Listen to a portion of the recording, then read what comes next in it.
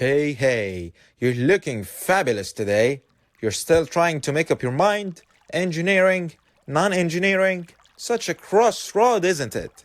Welcome to the first of a series of videos on engineering. Non-engineering students, hold on, as you may find things in this video useful for you too.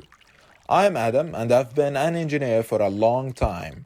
Today I'll be taking you through the process of deciding whether to do engineering. Well, let me first tell you what engineers do. Engineers are people who design stuff, from a click of a button to do a lot of the crazy things without moving your butt, to vehicles which drive you around the town on a Friday night, and to rockets which took Jeff Bezos and Richard Branson to space recently. Sounds exciting, isn't it? Well, engineering is a broad field that cuts through many other fields. Without it, many fields would not have developed into what they are today, and you would not have been able to watch me now. But how does this relate to you trying to decide on your course of study? Two things you need to think about here: your interests and your personality. Pro-engineering interests imply you have the mindset to acquire the skills that can make you good at the machinery of engineering. However, it is the personality that makes you enjoy doing that. And remember, joy brings success. Now, let me tell you the attributes and attitude of a promising engineer. Engineering is based around mathematics. So in short, you need to love it to do well. It's not just simple differentiation or integration or trigonometry, but more complex nitty-gritty multivariable calculus and advanced algebra. Just as examples. Up. Does this scare you? Maybe. But the good thing here is that most of the maths you will come across in engineering is applied mathematics. This brings equations to some interesting applications like mechanics. So even if you're not enjoying mathematics in high school, this might change when you join an engineering course, but this would depend on what discipline you wish to specialize in. For example, if you study mechanical or civil engineering, you need to be good at calculus and algebra. If you wish to go for computer engineering instead, then you will need more of statistics and probability. Now back to your personality. Do you like spending time understanding concepts and how things work? You need to master these fundamentals for you to come up with solutions to problems. Memorizing and rote learning alone aren't enough. This means that you need to be a problem solver to become a successful engineer.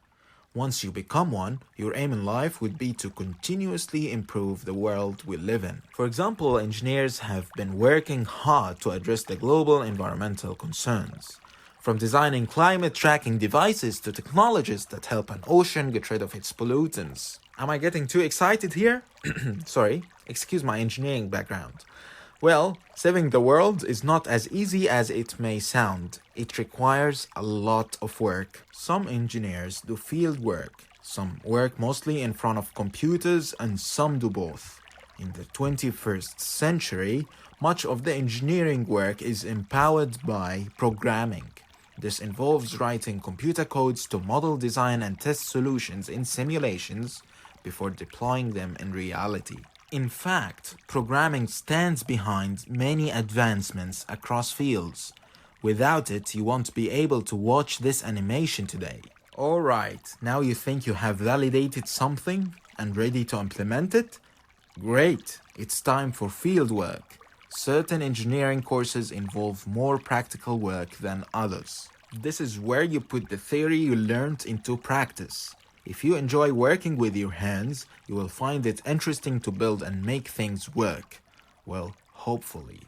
But first, make sure you're in the right team. Great ideas often don't come from lone geniuses. Even if they do, it is the team who scales the ideas in reality. Engineering courses encourage team spirit. So do enjoy your time working with your peers and growing your network. This network will really benefit you in your future career. Are you still not sure? Maybe it's time to listen to yourself, your intuition, your thoughts, and your style. Engineers are technical people. When they talk or write about something, they get straight to the point.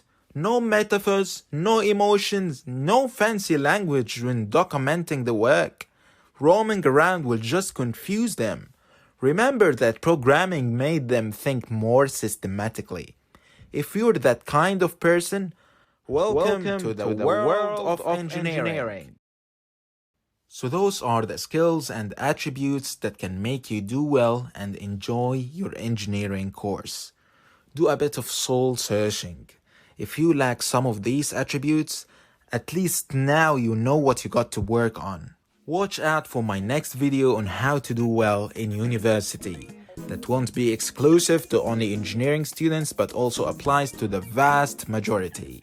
If you like content like this, make sure you hit the like and subscribe buttons and activate the bell to get notified every time Adam has something to say.